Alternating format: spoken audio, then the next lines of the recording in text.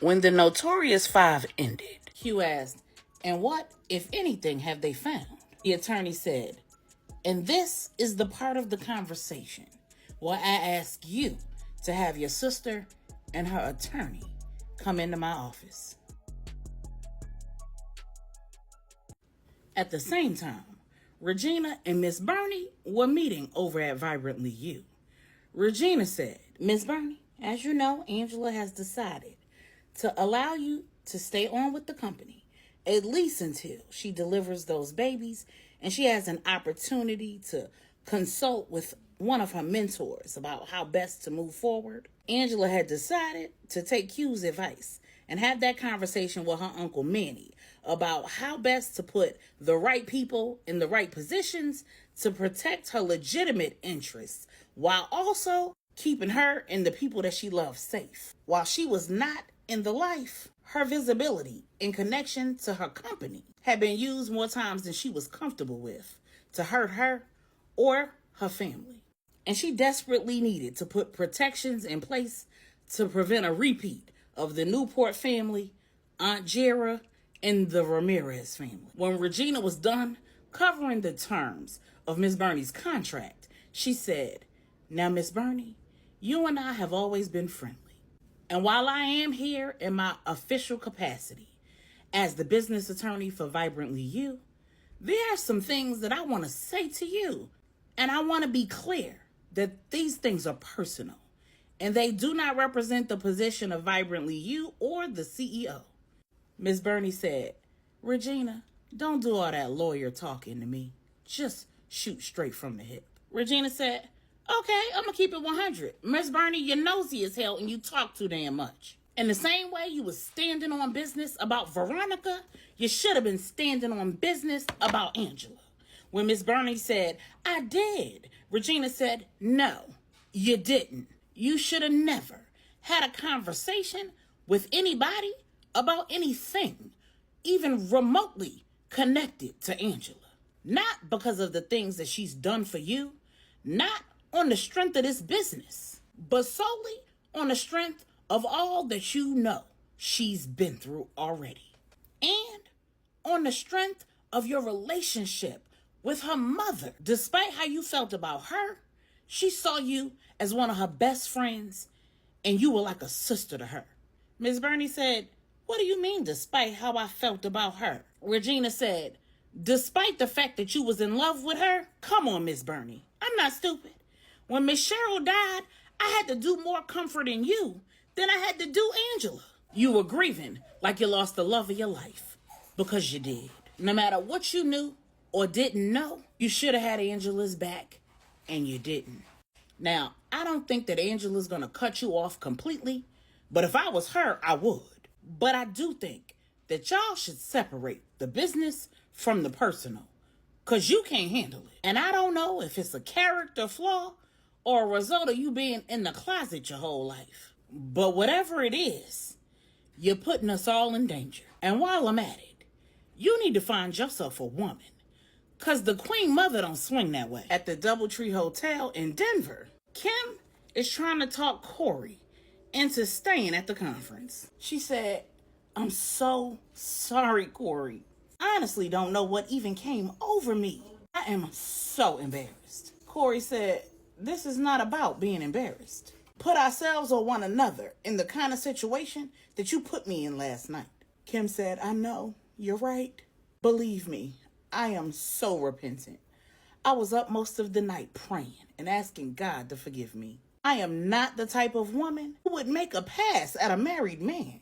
And under normal circumstances, I'd never try to tempt a man to sin." Corey said, "I'm not interested in talking about your soul's salvation. And I don't care how you sin or don't. I just need to be clear that that's not who I am. I'm human and I make mistakes. And I have my own sins that I have to lay at the foot of the cross. But sexual immorality isn't one of them." Kim said, "Well, I just need to know if you can forgive me." Pastor Corey said, "You're already forgiven, Kim." Kim said, "Well, can you please stay? It's not fair for you to miss the rest of the conference because of my mistake and not be here to get your just due, your flowers." I misread the signals, and I fell, but you didn't. Corey said, you go ahead and head down to the conference. I need to have a conversation with my wife, and if her preference is that I head home early, I'm heading home early. The door to Corey's room was standing open while he and Kim had that conversation, so when she walked out of the room, he closed the door behind her, looked at the clock, and realizing that it was after 8 o'clock in Dallas, and Stephanie should either be on her way to work or already at work, he decided to call her again. He'd been calling her off and on all night and most of the morning and getting no answer. The night before, when the singles mingle was in full swing, Corey dipped off. His work was done. And since he wasn't single, he didn't see any reason for him to stick around. When he ducked off to head to his room, Kim appeared in the elevator lobby. She got on the elevator with him. They talked briefly, and as they walked down the hall to their rooms, she invited him inside. He declined. Just as she got to her door, which was directly across from his, she got it open, and then she intentionally dropped her purse on the floor, spilling all the contents. When he stopped to help her, she grabbed a few items and went inside, forcing him to pick up what was left and go inside behind her. And when he did, she pounced. While he was still standing there with her items in his hands, she grabbed him, kissed him full on the mouth, and stuck her tongue down his throat, stroked his crotch, and tried to undress him. He had to fight her off of him. And when he finally got away from her, she slipped her dress off.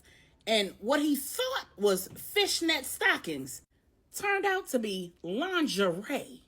The full-body tank top style crotchless fishnet variety. And her whole everything was on display. Shocked, he said, "Oh, hell no." Dropped all of her stuff right there on the floor, turned around and made a beeline out of her hotel room. When he got inside his hotel room, he called Stephanie, but she didn't answer. A few minutes later, he heard a knock on the door.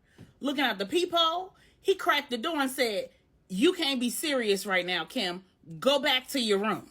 Slammed the door in her face, put the lock on, hit the shower, got ready for bed, and then packed all his belongings. He was going home first thing in the morning.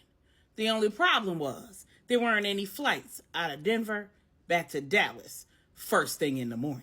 The next flight from Denver to Dallas was Friday evening. So when Kim left his room Friday morning and Stephanie didn't answer, he decided that he'd attend that day's conference event and he'd just get on that plane that evening and head home. Not far from the Doubletree Hotel, Woody's family was enjoying the breakfast that True and Zora had prepared. Everyone was engaged in conversation about a variety of topics, and true to form, True was on her usual, observing everything and listening to everybody, while saying very little. She did not miss the looks that were being passed between Woody and Tasha, nor did she miss the snide remarks that Zyla was making about something that transpired the night before while she was gone. And she did not miss Miss Charlotte's attempts to get Zyla to shut the hell up. True hadn't said 2 words to Woody since she walked off from him at the bar, and she was struggling to play her role after Zora told her that he'd been gone for over 3 hours. She knew full well that she was only in conversation with him for about 20 minutes, and it only took him 5 minutes to get to the hotel bar after she got off the phone with him.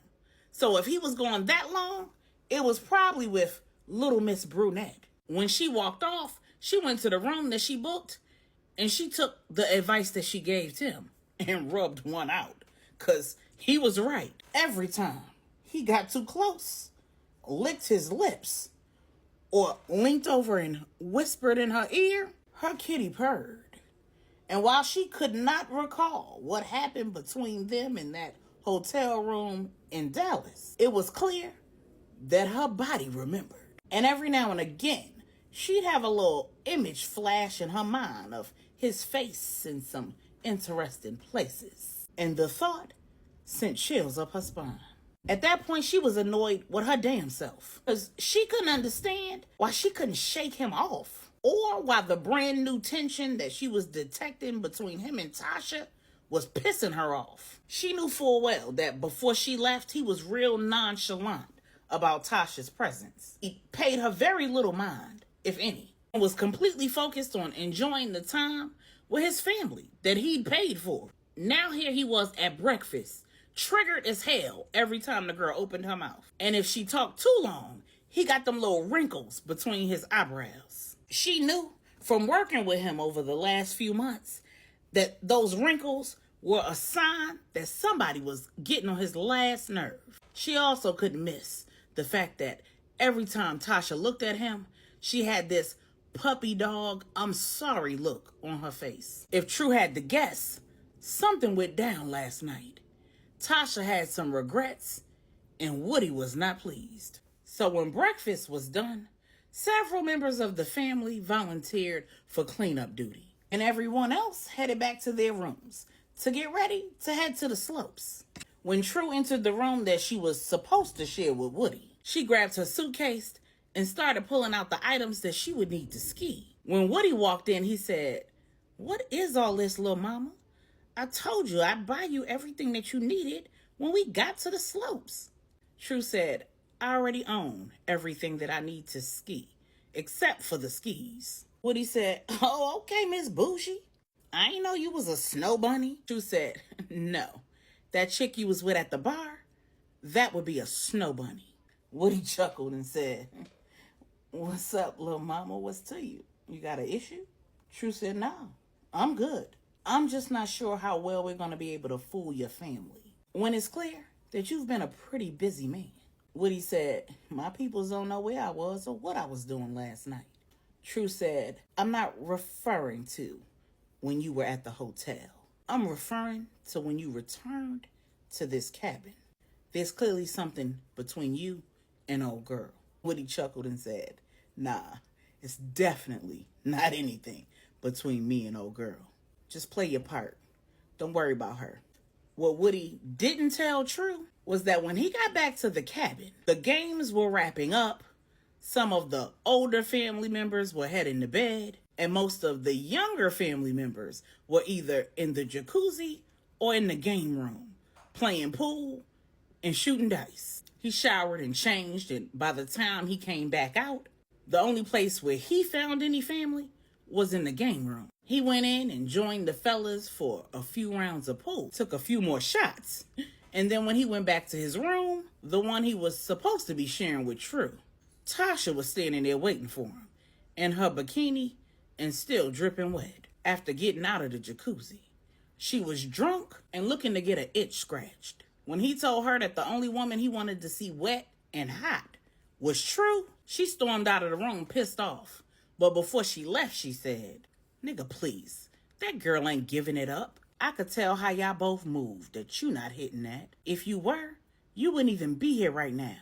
You'd still be wherever she is. It's clear that y'all got a connection, but it's definitely not romantic. Maybe you want it to be, but it ain't." She walked out and slammed his room door behind herself. A few minutes and a few more shots later, Woody decided that he would have it out with Tasha once and for all. He would set the ground rules, and if she couldn't abide by them, she could be on the first thing smoking back to New York City. When he got to the room that she was staying in, he opened the door, walked in, and saw her bent over the bed with her hands on the mattress. A man was behind her with his swim trunks partially down. He had her bikini bottoms pushed to the side, and he had one hand in her braids and the other pressing down on her back to increase the arch in it. And he was going for what he knew. When Woody cleared his throat, they jumped and turned around, and he said, "I don't mean to interrupt. No need to stop.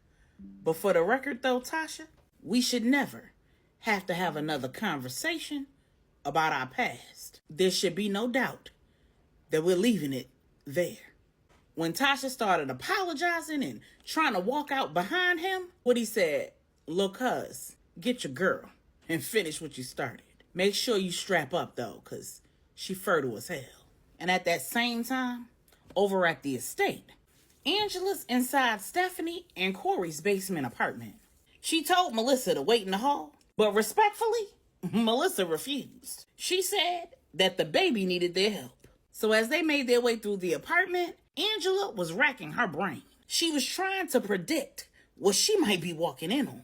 Could someone have gotten into the estate without anybody knowing and done something to her baby sister?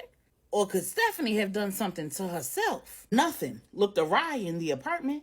It was well decorated and not a nick or a knack was out of place. Afraid that she was walking her daughter into a situation, Angela called Stephanie's phone again because she didn't want to go room to room. When she heard Stephanie's phone ringing, she followed the sound to one of the spare bedrooms. When Angela opened the door, she almost fainted. Her baby sister was sprawled out on the bed with all the tools that she needed for a home delivery. Her phone and her laptop were in the bed with her, and there was blood all over the sheets. And Stephanie appeared dead. Angela screamed and froze, and Melissa grabbed her phone and called 911. When Angela finally snapped out of it and ran over to her sister, her second mind finally kicked in.